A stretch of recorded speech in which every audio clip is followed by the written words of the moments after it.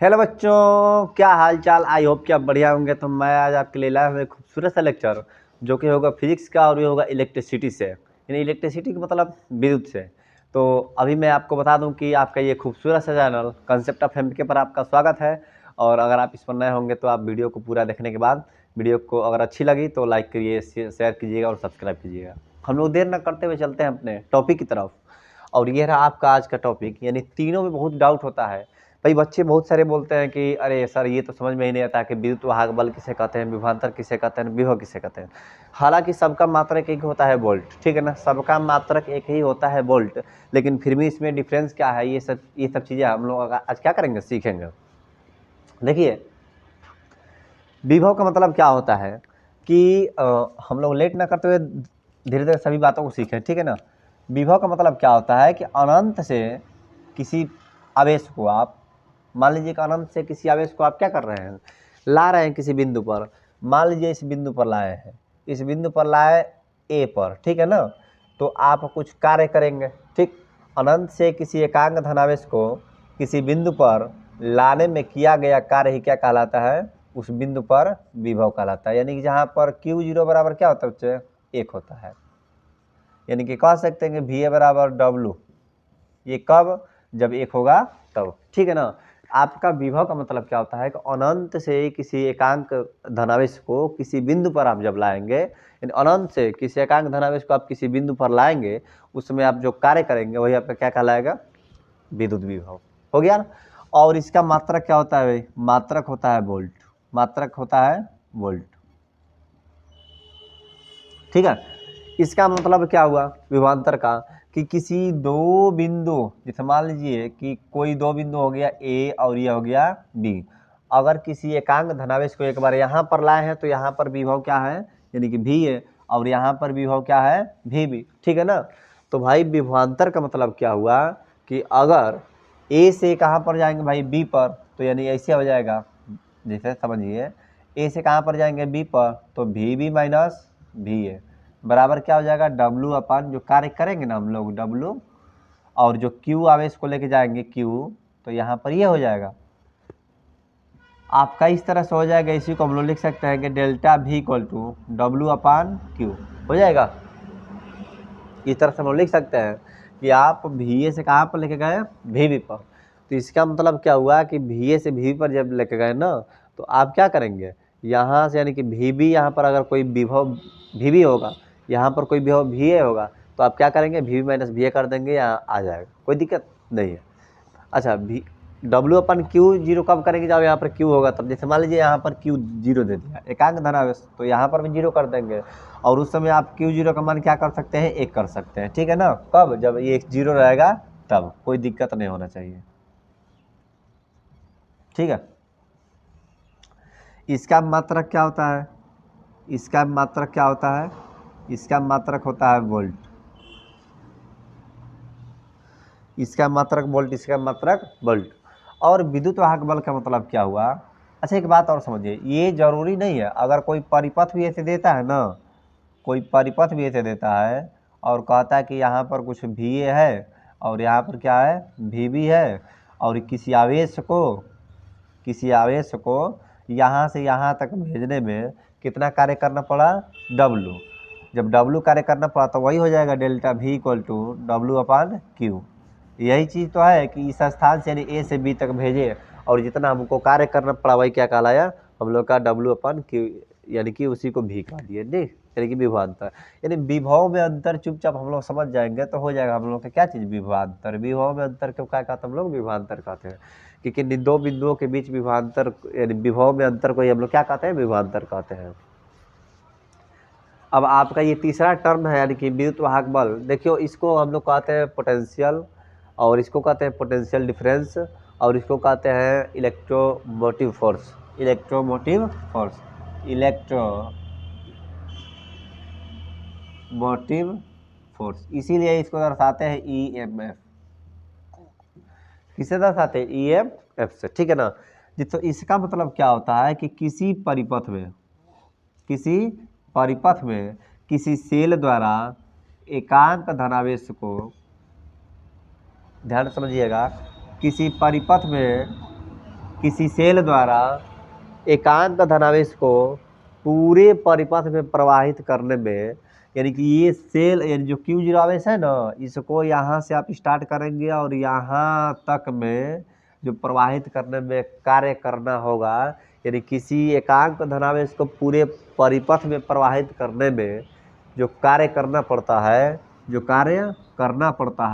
वही क्या कहलाता है, आपका विद्युत वाहक बल। यानी जब भी अगर यहाँ पर Q0 देगा तो Q0, अगर यहाँ पर Q केवल दे दिया तो यहाँ पर क्या कर देंगे, Q कर देंगे, कोई दिक्कत नहीं है। ये आपका धारा बताता है, ये क्या बताता है, धारा की दिशा, ठीक है ना। ध्यान दीजिएगा, जब किसी आवेश को अगर पूरे परिपथ में प्रवाहित करेंगे, पूरा परिपथ, तो उस समय क्या होगा, विद्युत वाहक बल। जब किसी आवेश को केवल एक बिंदु से दूसरे के बिंदु तक होगा तो क्या होगा, उस समय विभवांतर। और जब अनंत से किसी बिंदु पर लाएंगे तो उस समय क्या होगा, विभव। इसका मात्रक क्या होता है, वोल्ट होता है, इसका मात्रक वोल्ट होता है। ध्यान दीजिएगा, यही आपका क्या रहा, तीनों चीज रहा। आई होप कि आपको समझ में आया होगा। बस मैं देख लेता हूँ कि वीडियो यानी रुका तो नहीं है ना, यानी कि वीडियो क्लियर आना चाहिए, बाकी तो सब सही ही है।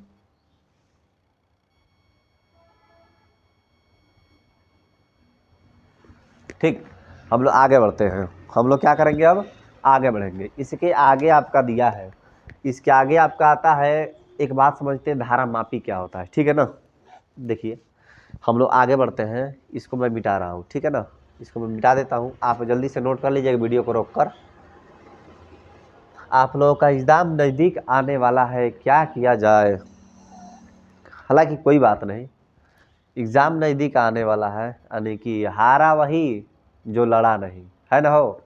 तो भाई एक बात तो हमको याद करना ही पड़ेगा कि हारा वही जो लड़ा नहीं। और एक बात और बोला जाता है कि गुमराह तो वे लोग हैं जो घर से निकले ही नहीं, वरना जो घर से निकले हैं वो तो भटकते भटकते अपने मंजिल तक पहुँच ही जाएंगे। ये बात कही जाती है कि गुमराह तो वे लोग हैं जो घर से निकले ही नहीं, वरना जो घर से जो निकल गए हैं वो भटकते भटकते कभी ना कभी अपने मंजिल तक पहुँचेंगे।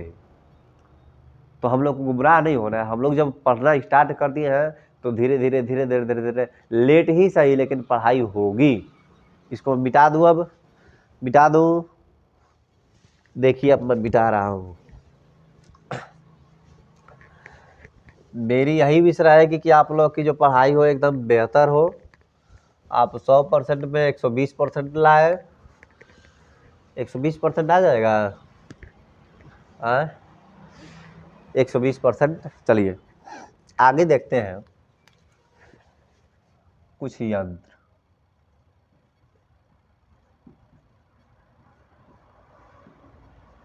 कुछ यंत्र के बारे में हम लोग सबसे पहले जानते हैं, जो कि अत्यंत महत्वपूर्ण है, अत्यंत महत्वपूर्ण।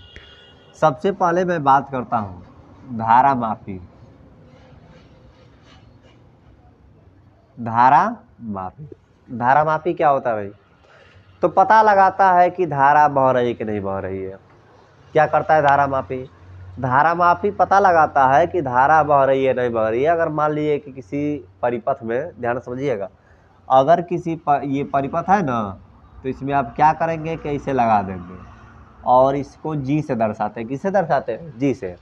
तो ये बता देगा इसे गिर कर यानी विक्षेप होकर कि इसमें धारा प्रवाहित हो रहा है कि नहीं हो रहा है, ठीक है ना। इसमें धारा प्रवाहित हो रहा है कि नहीं हो रहा है, ये क्या कर देगा, बता देगा। तो धारा मापी हम लोग कहते हैं, ठीक है। चलिए अगला है कुंजी। कुंजी का मतलब क्या हुआ, तो कुंजी में हम लोग क्या कर सकते हैं, जैसे मान लीजिए कि ये हो गया कुंजी है। कुंजी का मतलब स्विच हो, कुंजी का मतलब क्या हुआ, स्विच है। ये भी क्या है, कुंजी है। यानी इसको जब दबाएंगे तो लाइट जाएगा। अरे लाइट जाने का मतलब क्या, इसमें धारा चल रहा है, यहाँ पर नहीं आएगा। कब, जब तक इसको चिपकाएंगे नहीं। तो चिपका ले, अच्छा एक गाना है ना हो, फेविकोल से वाला गाना सुने हैं आप। चलिए तो अब इसमें क्या करना है कि जब चिपक जाएगा तो इधर भी क्या होगा, धारा बहने लगेगा। ये भी अभी खुला है तो इसको क्या कर देंगे, इसे बंद कर देंगे। जब बंद कर देंगे तो इधर से इधर धारा क्या होने लगेगा, जाने लगेगा। अच्छा ये तो हो गया कुंजी और धारा मापी। मेन आपका यानी कि धारा मापी ही है, ठीक है ना, आप उसको ध्यान दीजिएगा, धारा मापी। और धारा मापी, क्योंकि धारा का धारा का, अच्छा इसका नाम से पर्याप्त हो कि धारा का मापन करने वाला, धारा का मापन करना। काम क्या, धारा का मापन करना अथवा पता लगाना। धारामापी एक ऐसा यंत्र है जो धारा का पता लगाता है, तो धारा को मापता है। लेकिन यहीं से एक आता है, यहीं से एक आता है कि धारामापी से क्या चीज, धारामापी से वोल्ट मीटर, ठीक है, और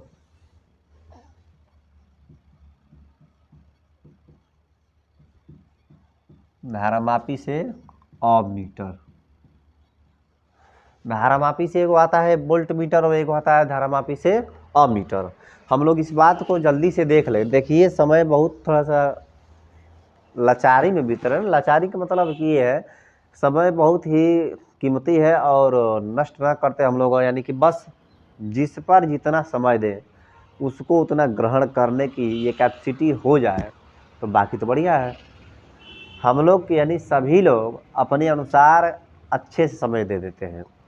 भाई किसी के मेहनत में कोई कमी नहीं, लेकिन उसका मेहनत डिसाइड नहीं करेगा कि उसको कितना मिल रहा है, बल्कि वो चीज़ डिसाइड करेगा, मेहनत करने का वो तरीका बताता है कि आपको कितना मिल रहा है। कोई वही चीज़ को 6 घंटा पढ़ता है, कोई उसी चीज़ को 3 घंटा पढ़ता है। 3 घंटे वाला कैसे बाजी मार देता है भाई, उसको तरीका पता है, उसको कंसेप्ट पता है, और वो आप 6 घंटे पढ़कर नहीं सीख पाए। आप याद करते रहिए, आप नहीं सीख पाएंगे। जितना मैं बताऊं या जितना भी अगर कोई समझाए तो उस बात को आपको बस कैप्चर करना है, पकड़ लेना है। उसके बाद देखिए करके धारा मापी से वोल्ट मीटर और धारा मापी से ओमीटर, यही तो पढ़ना है हम लोगों को। धारा मापी से वोल्ट मीटर और धारा मापी से ओमीटर, ठीक है ना। चलिए धारा जैसे ना, तो सबसे पहली बात कि धारा मापी से वोल्ट मीटर बनाने के लिए देखिए यहाँ पर क्या करते हैं ना, ये है आपका धारा मापी, ये है आपका धारा मापी, ये है आपका धारा मापी, ये आपका क्या चीज, धारा मापी, ठीक है ना। धारा मापी के श्रेणी क्रम पे, धारा मापी के श्रेणी क्रम में एक संट जोड़ देते हैं, एक संट जोड़ देते हैं। मैं क्या बोला, धारामापी के श्रेणी क्रम में एक संट जोड़ देते हैं जिसको हम लोग एस से प्रदर्शित करते हैं। किससे, एस से। और ये संट एक प्रकार का क्या होता है, एक प्रकार का प्रतिरोध होता है। संट एक प्रकार का क्या है, प्रतिरोध है। हाँ अच्छा, इसके यानी प्रतिरोध भाई कैसा रहेगा, तो उच्च रहेगा। प्रतिरोध इसका कैसा रहेगा, इस संट का, तो प्रतिरोध कैसा रहेगा, उच्च रहेगा। मैं क्या बोला कि धारामापी से हम वोल्टमीटर बनाने के लिए आपको धारामापी के श्रेणी क्रम में, धारामापी के श्रेणी क्रम, भाई किस क्रम में है, किस क्रम में है, श्रेणी क्रम में। अभी आगे आएगा, घबराने की बात नहीं है। अगर कोई घबरा रहा है तो घबराने की बात नहीं है, इस श्रेणी क्रम में जोड़े ना। जब एक के तार में होगा, जब एक के तार में जोड़ेंगे कुछ होना तो क्या होगा, श्रेणी होगा। और जब एक ही तार जब कई हिस्सों में बट जाएगा तो क्या होगा, समांतर होगा। तो कह रहे कि धारामापी के श्रेणी क्रम में हम लोग एगो उच्च प्रतिरोध का क्या कर देते हैं, तार जोड़ देते हैं। तो उस प्रकार से जब आपका ये यंत्र बन जाता है, यंत्र जो आपका बन गया इतना, ये क्या कहलाता है आपका,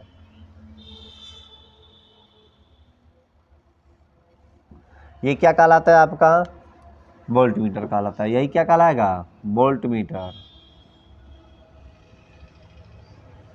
क्या कहलाएगा ये, वोल्ट मीटर। इसको हम लोग क्या कहेंगे, वोल्ट मीटर। ध्यान से समझिए भाई, यानी एक, अब देखिए यहाँ पर नोट देने यानी ध्यान देने वाली बातें हैं, ध्यान समझिए। यानी कि वोल्ट मीटर, वोल्ट मीटर में शंट किस क्रम में जुड़ा रहता है? श्रेणी क्रम में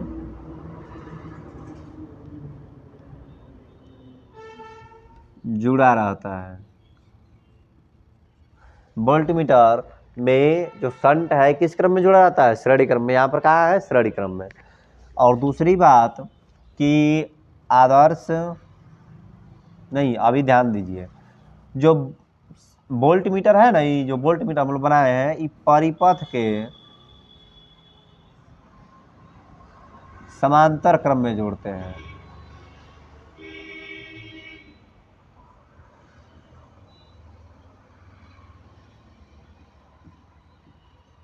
इसे परिपथ के किस क्रम में जोड़ते हैं? समांतर क्रम में जोड़ते हैं भाई। कार्य के वोल्टमीटर में शंट श्रेणी क्रम में जुड़ता है, और परिपथ में जो परिपथ में ना, जैसे ये जो वोल्टमीटर है परिपथ के समांतर क्रम में जोड़ते हैं। क्या चीज? वोल्टमीटर को। वोल्टमीटर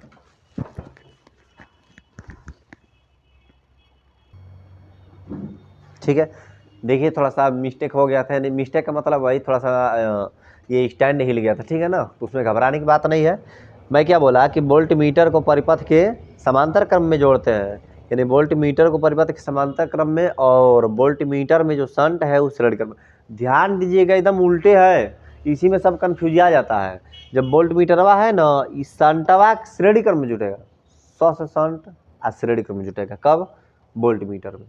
और ये क्या है कि वोल्टमीटरवा को परिपथ के समांतर क्रम में जोड़ते हैं, और यहाँ पर ये करते हैं ना कि वोल्टमीटर से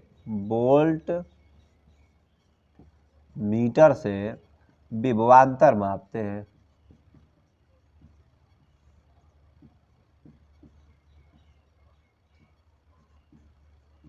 वोल्टमीटर से क्या मापते हैं भाई हम लोग? विभवांतर मापते हैं। वोल्टमीटर से विभवांतर मापते हैं। और एक और इसमें नोट है कि आदर्श वोल्टमीटर का प्रतिरोध अनंत होता है। आदर्श वोल्टमीटर का प्रतिरोध अनंत होता है। मैं क्या बोला? वोल्टमीटर को परिपथ के समांतर क्रम में, और ये क्या मापता है? विभवांतर। और इससे यानी आदर्श वोल्टमीटर का प्रतिरोध कितना होता है? अनंत होता है। ये बात आप एकदम ध्यान दीजिएगा। आदर्श वोल्टमीटर का प्रतिरोध कितना होता है? अनंत होता है। भाई एकदम स्टार हम लगा दे रहे हैं, ठीक है ना, ये एकदम बहुत ही महत्वपूर्ण है। चारों बात अपने आप में कारीगर साबित होता है, चाहे कैसा भी एग्जाम हो, ये चारों बात इस बात पर यानी कारीगर साबित होता है कि क्या क्या हम लोग लिखे हैं, ठीक है ना। चलिए ध्यान दीजिए, इतना बात क्लियर है, इतना बात क्लियर है तो हम लोग आगे बढ़ते हैं, ठीक है ना। ये लाइट आ गया तो चलिए हम लोग अब आगे बढ़ते हैं, और आगे देखते हैं क्या है।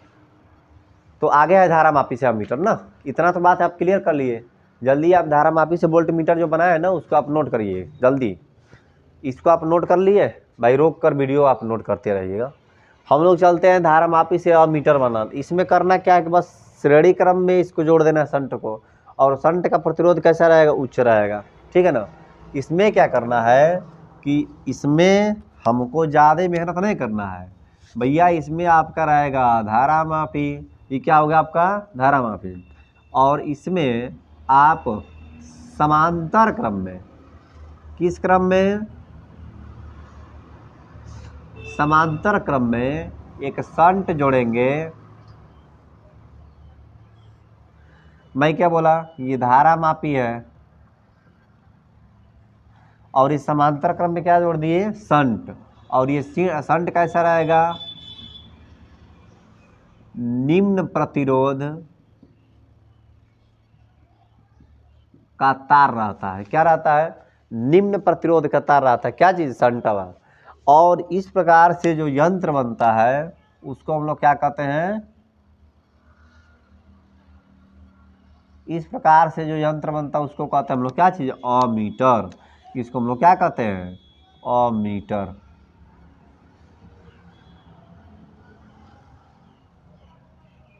इसको हम लोग क्या कहते हैं? अमीटर। मैं क्या बोला कि धारामापी के समांतर क्रम में क्या करते हैं, शंट को जब जोड़ेंगे तो अमीटर बनेगा, धारामापी के श्रेणी क्रम में जोड़ेंगे तो क्या बनेगा, वोल्टमीटर बनेगा, ठीक है ना। अच्छा, अब हम कह रहे हैं कि जो शंट को जोड़ रहे हैं समांतर क्रम में, इसका प्रतिरोध कितना होता है, निम्न होता है। तो भाई इसी की जैसा क्या इसमें भी कुछ बन सकते हैं नोट्स, हाँ भाई अवश्य बनेंगे। देखो भाई, नोट का मतलब कि वोल्टमीटर में शंट श्रेणी क्रम में जोड़ा था ना इसमें, लेकिन इसमें क्या होगा कि अमीटर में शंट धारामापी के समांतर क्रम जोड़ते हैं, धारामापी के समांतर क्रम में जोड़ते हैं। अमीटर में जो मतलब जोड़ते हैं मतलब क्या, जुड़ा रहता है, ठीक है ना, समांतर क्रम में जुड़ा रहता है, जुड़ा रहता है लिख लीजिए, ठीक है ना, जुड़ा रहता है। इसमें क्या है कि जो संटवा है ना किसमें है, समांतर क्रम में जुड़ा रहता है। और दूसरी बात इसमें से देखिए, कह रहे कि वोल्ट मीटर को परिपथ के समांतर क्रम में, इसको समांतर क्रम में जोड़ते हैं परिपथ के, लेकिन इसमें क्या है, अमीटर को परिपथ के श्रेणी क्रम में जोड़ते हैं। अमीटर को परिपथ के किस क्रम में जोड़ते हैं, श्रेणी क्रम में जोड़ते हैं। अमीटर को परिपथ के किस क्रम में, श्रेणी क्रम में। कह रहे कि वोल्टमीटर से विभवांतर मापते हैं, तो लेकिन एमीटर से क्या मापते हैं, धारा मापते हैं। अमीटर से धारा मापते हैं, एमीटर से क्या करते हैं, धारा मापते हैं, ठीक है ना, धारा की गणना करते हैं हम लोग। और कह रहा है कि आदर्श वोल्टमीटर का प्रतिरोध अनंत होता है, तो इसी प्रकार से कहेंगे कि एक आदर्श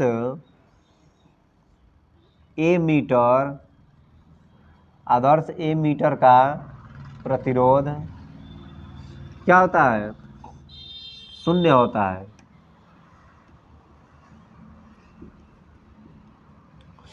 आदर्श एमीटर का प्रतिरोध कितना होता है, शून्य होता है, ठीक है ना। तो ये बात आप अच्छे से देख लीजिए, और बाकी तो आप समझ ही सकते हैं, ठीक है। आप इसको जल्दी से नोट कर लीजिए, और ताकि हम लोग आगे बढ़ें, ठीक। इसको आप बढ़िया से नोट कर लीजिए, ताकि हम लोग क्या कर सकें, आगे बढ़ें। इतना हो गया, आई होप कि हो गया होगा, ठीक है। जहाँ तक हम उम्मीद करते हैं कि क्या हो गया होगा, ठीक है। हाँ भाई, इसके आगे है, इसके आगे है ओम का नियम। इसके आगे क्या है, ओम का नियम, ओम का नियम, ठीक है ना।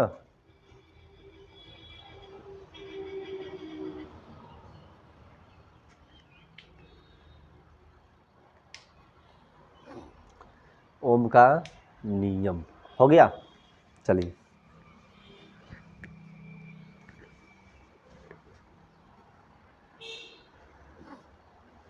इसको मिटा दें, ठीक।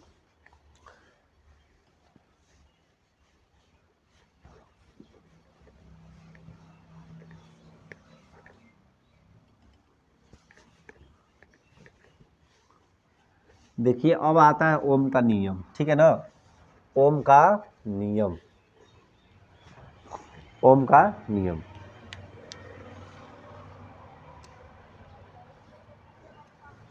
अगला है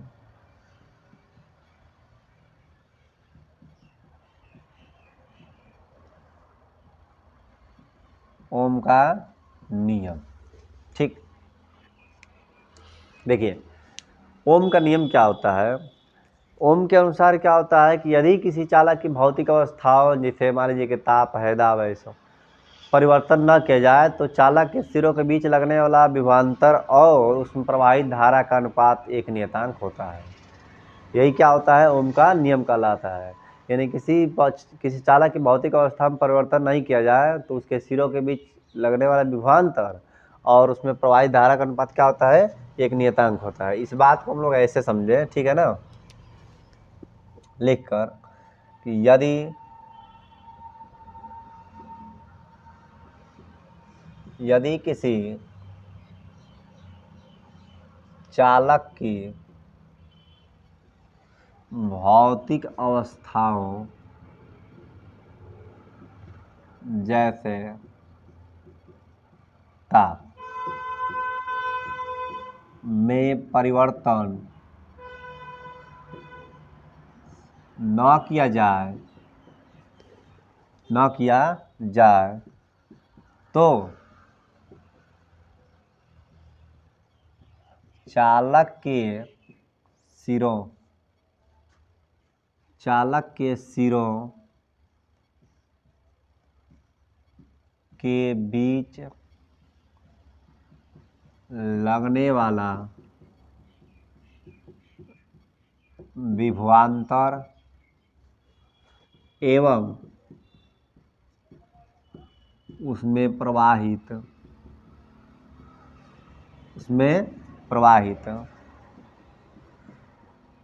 धारा का अनुपात प्रवाहित धारा का अनुपात एक नियतांक होता है। मतलब ना अनुपात नियत होता है या कह सकते हैं एक नियतांक होता है।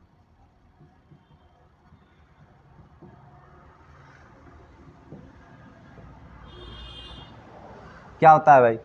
या तो नियत कह सकते हैं या फिर क्या कह सकते हैं, एक नियतांक होता है। देखिए बहुत बड़ी बात नहीं है। मैं क्या बोला, किसी चालक की भौतिक अवस्थाओं जैसे ताप है इसे परिवर्तन न किया जाए तो चालक के सिरों के बीच लगने वाला विभवांतर तथा उसमें प्रवाहित धारा का अनुपात क्या होता है, नियत होता है। भाई मान लीजिए ये क्या है आपका, ये आपका कोई चालक है जिसमें धारा क्या बह रहा है, आई बह रहा है। ये ए है और ये क्या है, बी है। यहाँ पर भी होगा, यहाँ पर भी भी होगा। तो कह रहे कि इनके बीच जो विभवांतर होगा वो डीएल भी, इसी को मैं क्या कर देता भी। भाई इसका मतलब क्या हुआ, तो वी वी माइनस भी, यही ना है। मैं यही बताया कि भी है भी भी है, दोनों के बीच विभवांतर कितना है, भी है।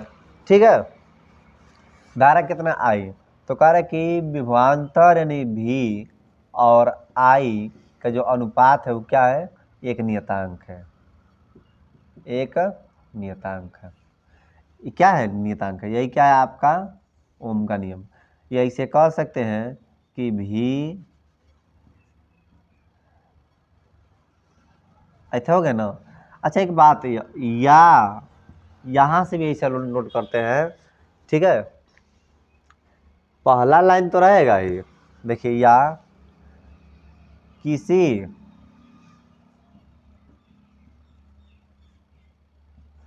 चालक की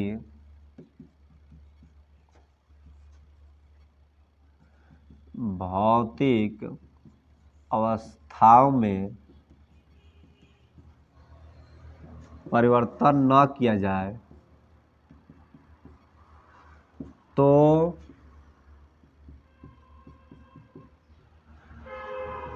उसके सिरों के बीच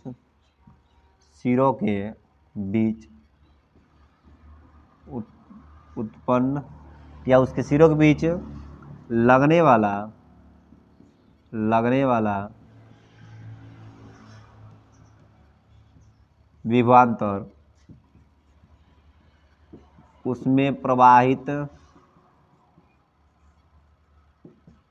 धारा के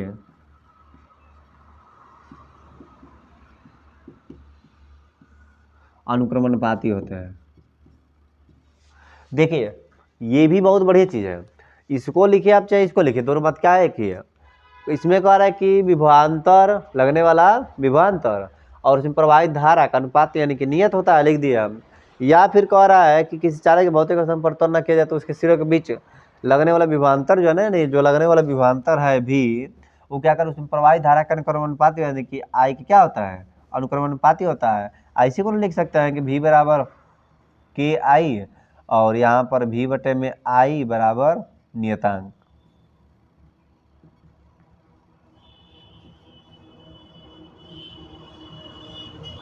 यही तो बात है।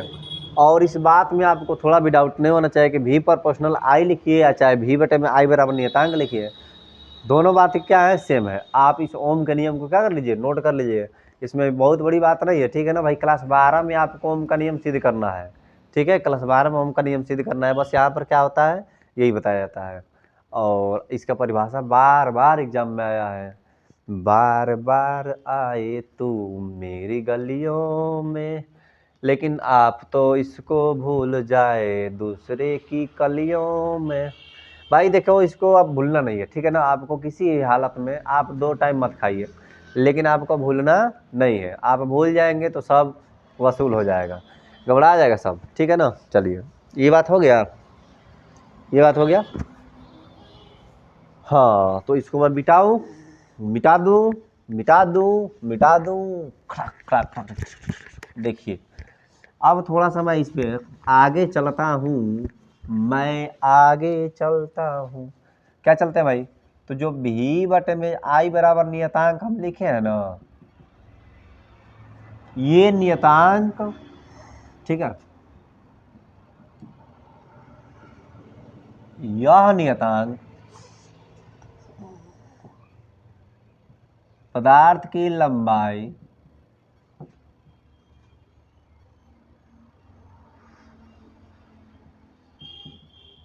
मोटाई, यानी कह सकते हैं आकार, पदार्थ की लंबाई मोटाई अथवा कह सकते हैं आकार, और ताप तथा पदार्थ पर निर्भर करता है। मैं क्या बोला, या जो नियतांक है ना, पदार्थ की लंबाई मोटाई, ये चौड़ाई कह सकते हैं, आकार इसी को कहते हैं ना, लंबाई मोटाई मिलाकर आकार, यानी पदार्थ के आकार ताप पर, पदार्थ पर निर्भर करता है, जिसे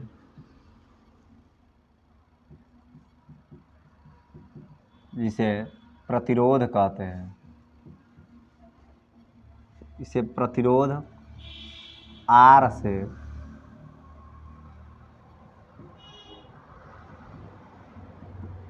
इसे प्रतिरोध आर से व्यक्त किया जाता है, ठीक है ना। इसे प्रतिरोध आर से व्यक्त किया जाता है, यानी आप कह सकते हैं कि भी बटे में आई बराबर आर। क्या कह सकते हैं, भी बटे में आई बराबर आर। मैं क्या बोला कि नियतांक को किससे दर्शा सकते हैं, आर से। ई किस पर निर्भर करेगा, तो भाई लंबाई पर, मोटाई पर, और ये दोनों मिलाकर कहते हैं आर, ताप पर और पदार्थ की प्रकृति पर, ठीक है ना। यही क्या है,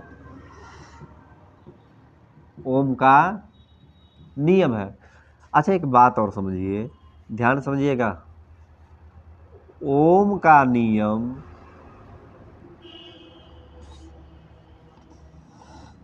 ये तो ये है, ओम के नियम का ग्राफ, ओम के नियम का ग्राफ। भाई ओम के नियम का ग्राफ क्या बताता है, थोड़ा सा हम लोग समझते हैं, ठीक है। देखिए, देखो देखो ये गरीबी का हाल हो गया।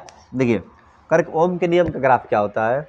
ओम के नियम का ग्राफ भाई क्या होगा, आप इसको ऐसे कीजिए, ये आपका ऐसे है, ऐसे है, ऐसे है, खींच दिए, यहाँ पर खींच दिए, यानी भी का मान बढ़ाते गए, आई का मान बढ़ता गया, और एक आर का मान आपका निकलता गया। भाई यही क्या है, ओम का नियम है। और आप कहेंगे क्या, आप कहेंगे कि हाँ, इसका ग्राफ एक सरल रेखा को प्रदर्शित करता है। इसका ग्राफ किसको प्रदर्शित करता है, एक सरल रेखा को प्रदर्शित करता है। हो जाएगा, इसका ग्राफ किसको प्रदर्शित करेगा भाई, सरल रेखा को प्रदर्शित करेगा। और आज तक हम लोग बस इतना, ये देखिए, बी का मान बढ़ेगा तो आयु का मान बढ़ेगा। एग्जाम्पल फॉर समझिए, अगर हम कह रहे हैं कि ये तो नियतांक है, अगर यहाँ पर पहले 5/2 था, तो यहाँ पर कितना आया, नियतांक एगो हो गया ना। तो कह रहा है कि सपोज दैट अगर यहाँ पर हम 10 कर दिए, तो यहाँ पर 5 से यानी जैसे 5/2 से हम क्या कर दें, 5 दूना के 10 तो 2 दूना के 4, यानी 2 से गुणा किया है ना, इसमें भी 2 से क्या कर देंगे, गुणा कर देंगे, यानी कि ये बढ़ेगा तो ये भी बढ़ेगा, है ना। यानी अब देखिए अगर यहाँ पर हम 5×3=15 कर दें तो ये कितना होगा, 2×3=6, तभी ना कट के कट जाएगा, 3×5=15, 3 दूना के 6, यानी कि अगर भी का मान बढ़ा तो आई का मान क्या होता जाएगा, बढ़ता जाएगा, भी का मान बढ़ा, आई का मान बढ़ा, ई बा का बीच पिछवा का बीच में हुई। ठीक है, तब तक के लिए जय हिंद, बाय बाय। और आप इसको बढ़िया से नोट कर लीजिए, आपका जो परीक्षा हो वो आपका बेहतर हो, उसके लिए आपको यही हम विश करेंगे, और ताकि तब के लिए बाय।